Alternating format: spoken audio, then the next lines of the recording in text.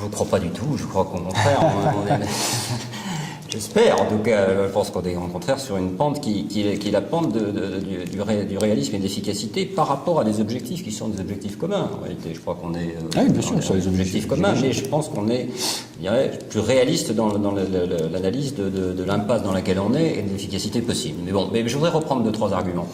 Le premier, le phénomène chinois existe aussi en Inde, au Brésil, aux États-Unis. Donc c'est pas lié à la dictature. C'est lié à des économies continents.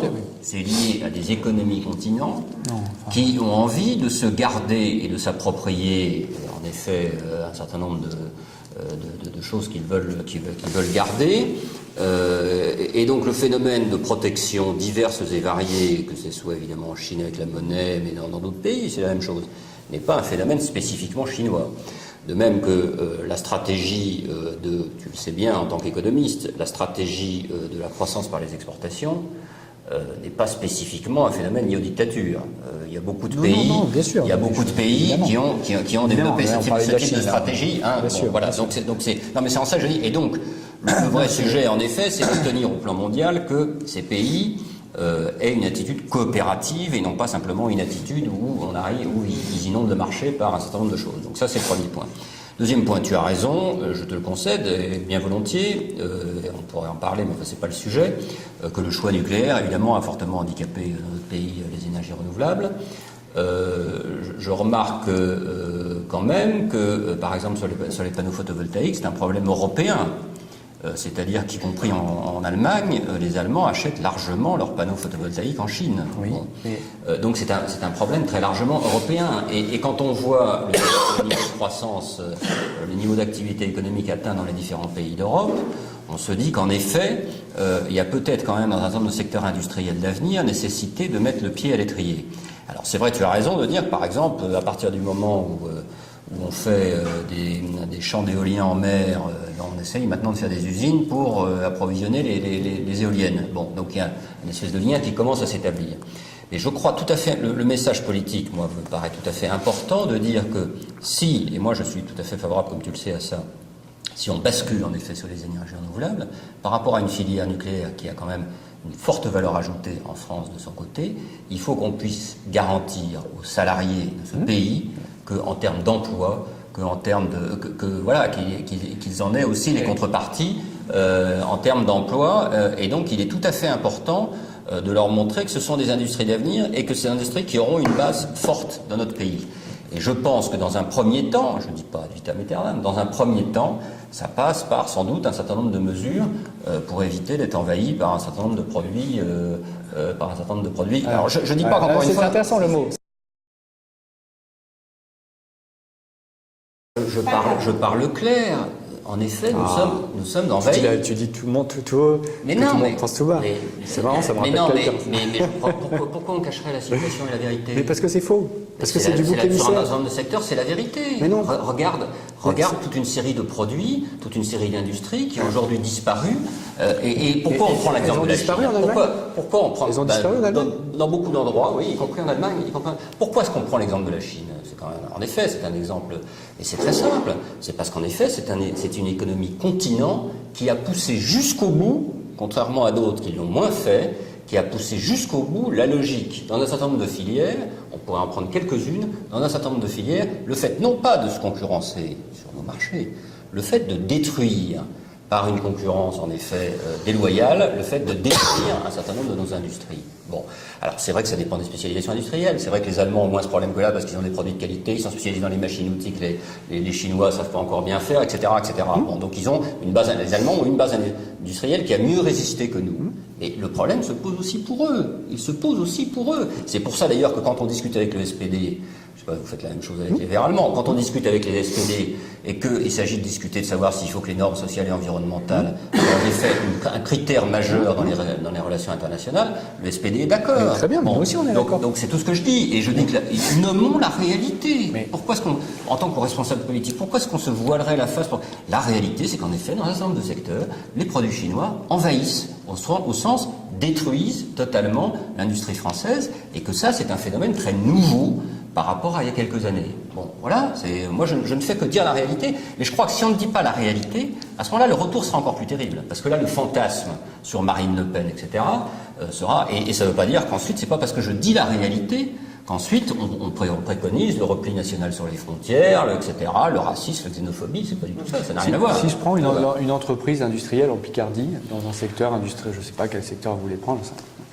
Il y a plein de causes possibles au fait que cette entreprise se casse la figure. La première, ça peut être, d'abord, elle n'a pas innové, elle a perdu son marché, etc. Et son principal concurrent, c'est pas un Chinois low cost, c'est un Allemand qui, lui, a investi, ou un Danois, ou un Espagnol, ou un Américain. Ça, c'est la première cause de fermeture d'une entreprise possible. Les Chinois n'ont rien à voir là-dedans. Deuxième élément, ça peut être le capitalisme financier, ça peut être un fonds de pension qui va dire je te rachète, tu fais pas 15%, je te ferme. C'est pas les Chinois. On est d'accord en commun pour réguler le capitalisme financier, on voulait interdire un certain nombre de pratiques comme les LBO, etc. Là-dessus, je pense qu'on est complètement en phase. Pas les Chinois. Troisième possibilité, vous avez, comme il a raté une innovation, je sais pas quoi, donc il peut plus faire du haut de gamme. En plus, il a une pression actionnariale. À ce moment-là, il désinvestit. Et s'il désinvestit, il se retrouve à faire des produits qui rentrent dans du bas de gamme. Et là, il se retrouve en concurrence avec les Chinois. Et donc, il y a une succession de causes possibles. Et donc, dire « Ah, mais c'est d'abord le problème de la Chine qui fait que cette entreprise, elle a fermé. » Non, je dis pas ça. Ah ben si, quand même. Si. Tu dis tout haut ce que tout le monde pense tout bas, etc. Non, c'est pas vrai. Tu viens dire que c'était la cause. Moi, je suis pas... C'est une des causes. Il faut surtout essayer, dans le débat, non pas de nier, je suis absolument pas en train de nier, mais de relativiser, de remettre les choses dans leur contexte, plutôt que d'en faire le bouc émissaire et le péril jaune, parce que derrière, je pense que, franchement, la pente est malsaine. Non, je ne dirais pas les choses comme ça, je ne suis même pas sûr qu'elle pose les bonnes questions, en réalité. La seule chose, c'est que je crois qu'on n'est jamais en politique, on n'est jamais... y compris quand on veut faire passer des choses un peu compliquées, un peu difficiles, etc., on n'est jamais entendu quand on ne dit pas la réalité, et que la réalité, on ne donne pas l'impression de l'avoir compris. Or, la réalité que vivent nos concitoyens, je ne dis pas dans tous les cas, je ne dis pas dans toutes les usines, je ne dis pas, il ne faut pas généraliser en effet, mais il y a une réalité qui est quand même en partie celle-là. La preuve, c'est qu'en effet, tout le monde en parle. Bon, il faut en effet... c'est dans certains secteurs, mais c'est quand même une réalité très forte. Et si nous, à gauche, alors que c'est des ouvriers, alors que c'est des couches populaires qui sont touchées, si nous, à gauche, nous ne la nommons pas, alors en effet, demain, on ne sait pas ce que ça Je vais prendre un exemple. C'est juste un clin d'œil politique. Non, la preuve, c'est tout notre débat depuis une demi-heure. Non, c'est bien une stratégie. C'est une stratégie politique. Oui, c'est une stratégie politique de mobilisation et d'affirmation politique autour d'un certain nombre de sujets. Bon, prenons le textile, qui est une industrie qui a beaucoup souffert de la mondialisation.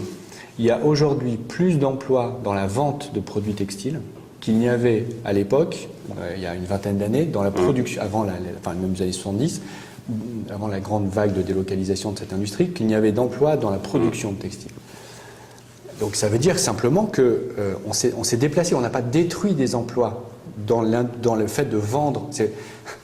Même quand on importe un produit photovoltaïque de Chine, ce que je ne dis pas que c'est un modèle, mais même quand on est dans ce cas de figure, quand on prend l'ensemble de la chaîne de la valeur ajoutée, on a beaucoup plus de valeur ajoutée chez nous qu'on a de valeur ajoutée importée.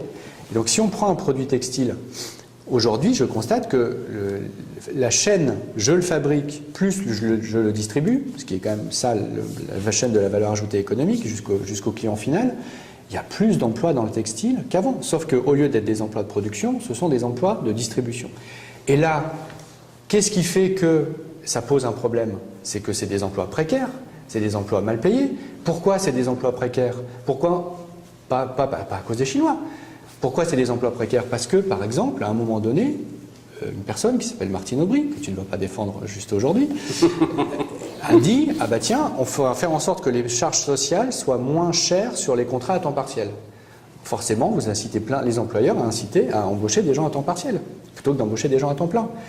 Ça, c'est pas les Chinois, c'est pas la mondialisation, c'est des règles nationales sur un emploi totalement non délocalisable, qui est l'emploi de commercial. Donc, encore une fois, je pense que